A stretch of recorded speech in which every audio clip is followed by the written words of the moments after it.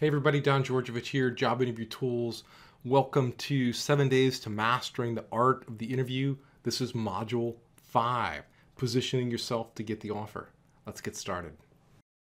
It's important to understand that every interview, sales presentation, or executive board meeting is fundamentally structured in the same way. You see, in most corporate meetings, as well as interviews, the participants usually engage in the following process. First thing they do is establish credibility. Then they identify the objective, or whatever the desired outcome is. The third thing they do is they consider and evaluate all options and solutions. Fourth, they evaluate potential shortcomings, concerns, and they consider ways to resolve these concerns. And fifth, they implement a solution or a plan of action.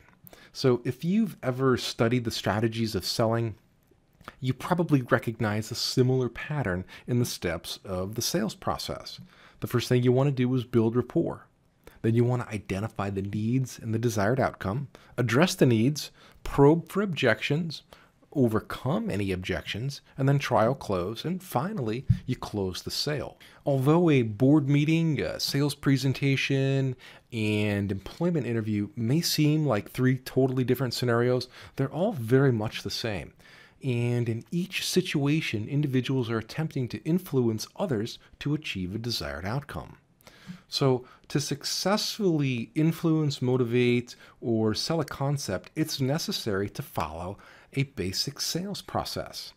And you see, the same is true for a job interview. To properly position yourself in the interview, you must engage the interviewer's mind and heart by uncovering his or her needs and identifying their hot button. So successfully addressing the interviewer's hot buttons puts you that much closer to getting an offer, or in the sales terminology, closing the deal.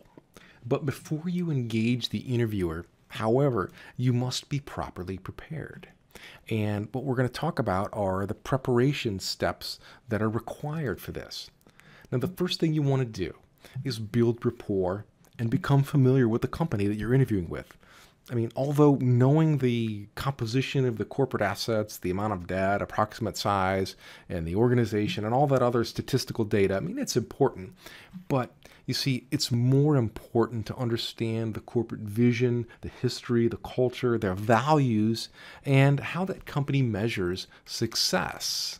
In other words, you need to know where the company is today in its market, where it came from, how it got there, and where it wants to be in the future. And you can usually glean most of this information from the company website, corporate brochures, annual reports, investor relations, and additionally, you could look at Dun & Bradstreet and Hoover's. Those are all great sources for company information.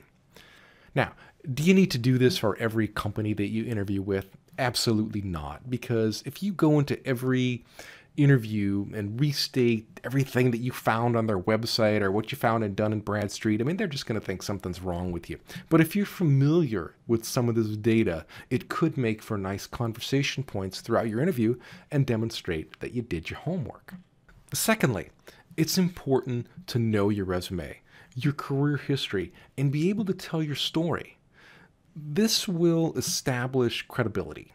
You should be able to verbalize where you've been, how you got there, and where you want to be down the road. You want to get comfortable with elaborating on your achievements as well as challenges and how you were able to overcome adversity. You might even want to role play with someone as if you were in an actual interview. Practice until you're comfortable answering specific questions regarding why you left a particular company, industry changes, or specific changes in job focus. There should be a smooth transition from one leg of your career to the next, and it should reflect some kind of sound judgment and continuous career progression. And this is where a professional recruiter or coach can be helpful to you if you're struggling in this area.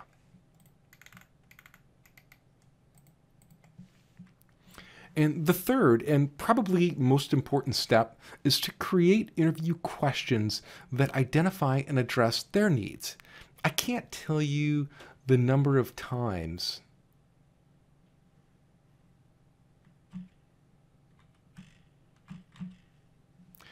Now, the third and probably most important step is to create interview questions that identify and address their needs. I can't tell you the number of times my clients have said to me that they were complimented on asking all the right questions in the interview, and that alone sealed the deal for them and they got the job. So when you ask the right questions, that sends a message loud and clear to your interviewer. Now, I have a bunch of these questions that you can ask interviewers, and they're in the complete interview answer guide. But if you do look at those questions, you don't want to ask them all.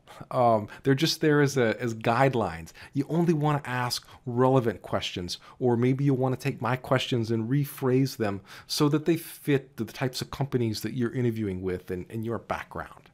Now, each question tells the interviewer something about you. The questions you ask and those that you don't signal your motivation, your experience, your polish, your education, your agenda, your values, attributes, strengths, and weaknesses. So consider carefully what you wish to say about yourself when you're composing questions. Your questions should be open-ended to encourage and stimulate conversation from them. This allows you to develop a chemistry and connect with your interviewer, which is really the key to getting to the next step of the interview process and ultimately getting the offer. Good open-ended questions tend to keep the interview flowing smoothly, kind of like a dance or a waltz. A good interview is like two people dancing. One usually leads, but together they complement one another. And if you do this correctly, you really can't tell who's leading whom. So in an interview, this is a natural conversation. You're asking them questions, they're asking you questions. You really don't know who's leading anymore because you're both engaged in a meaningful conversation. Interview questions should accomplish two things. First, they should express your desire to understand what that company wants to achieve. And second, they should indicate your desire to help them reach those objectives. In the early stages of the interview, it's critical that you build rapport and establish your value. And you do this by finding out what their hot buttons are. And an example of a good probing question could go like this. You could say something like, specifically, Mr. CEO, what could I do in my first year as your CFO that would exceed your expectations and meet our corporate objectives? Now, that's a powerful question and almost sounds like the guy is working there when he says our objectives. That's actually a little NLP technique. I don't know the technical term for it, but it's a gentle and subliminal suggestion that says, I already work there, and that I'm on board with everything you're doing, and getting hired, it's just a mere detail, but I'm ready to roll up my sleeves and get to work. Also notice that the question is not me-oriented. Me questions will always get you in trouble if you ask them at the wrong time. Like, you don't want to ask your dad for the car keys right after he sees the F on your report card. But on the other hand, you could probably get the car and even some spending money if you ask him, right after you paint the house or you mow the lawn. As the old saying goes, timing is everything. And in the beginning of the interview process, stay away from me questions. It's not about what's in it for you. It's about what's in it for them. The next step of the interview, and probably the most difficult, is the trial close. This will usually uncover concerns or objections that need to be addressed before closing the interview. Many individuals will fail at this juncture because they're afraid to ask the defining question. What concerns do you have regarding my ability to be an effective member of your team? Now, obviously, this question places you in somewhat of a vulnerable position, but if you don't address it, you have no way of knowing if there is a perceived objection or even where you stand with the interviewer. You see, an objection in the interviewer's mind is like a brick wall that you can't get through. Even if a perceived shortcoming is not valid, it's going to inhibit you from moving forward. Therefore, you must get the interviewer to disclose any concerns or objections that he or she may have regarding qualifications. And Once all of the objections have been addressed and the interviewer is satisfied, you can move on to the final step. So you need to ask this question, but reword it and put it in your own words so that it comes out naturally and makes you feel more comfortable. Now for the close. The close requires a very direct question that reflects confidence and demonstrates your interest in going forward. Examples of effective closing questions are, what are the next steps? Are there any members of your team that you would like me to meet with? Although these questions may seem simple, you'd be surprised at how many people fail to close the interview, resulting in just an awkward ending to what could have been a successful meeting. You see, the closing question is not only direct, but it requires a response that establishes momentum. And any response from the interviewer other than, we would like you to meet the rest of the team, or we would like to go to the next step, really could be an indication that they still have concerns or issues that you need to address. It's important that you validate this response by asking for reassurance of their interest in going forward with you. If you still sense other concerns, don't be afraid to ask for clarification and proceed to probe them further. Remember, you have nothing to lose and everything to gain, and persistence never lost an opportunity. You see, interviewing is an art, and the best candidates don't always get hired.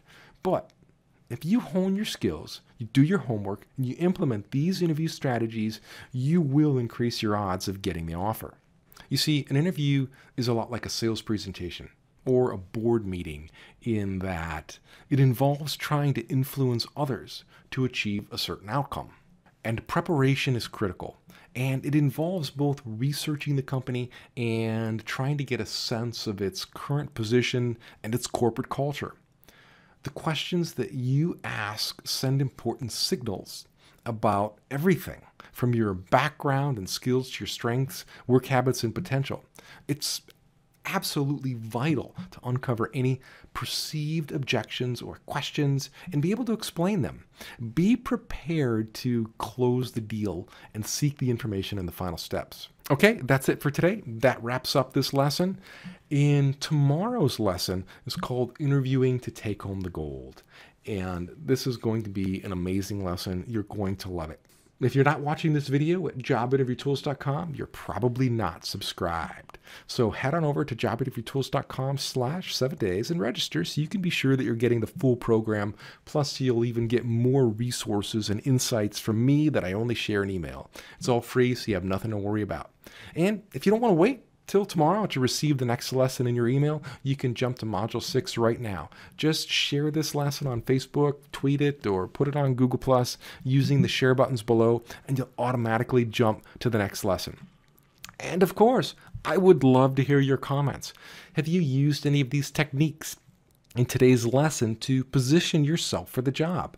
What have you been doing to stand out in your interviews? Please share your story. We'd love to hear it. And I'm Don Georgievich. Stay on your game. I'm here to help you succeed so you can enjoy a prosperous career and lead a lifestyle that you love. We'll see you in the next video. Bye-bye. Hi, Don. My name is Abdul Khalfan. Just a couple of days ago, I purchased your interview answer guide. And immediately after I asked you a few questions to further prepare me for the interview, Don, in just a couple of days of being in contact with you, your prompt professional responses and valuable ones too are just amazing. I wish more folks like myself would take advantage of your knowledge, experience, and know-how. Thank you again for your advices, professional support, encouragement, and promptness. Although we have not met personally, just connecting through the website, etc., it just seems to me that we both know each other for ages. Thanks again, my best regards, and all the best to you. Thank you kindly.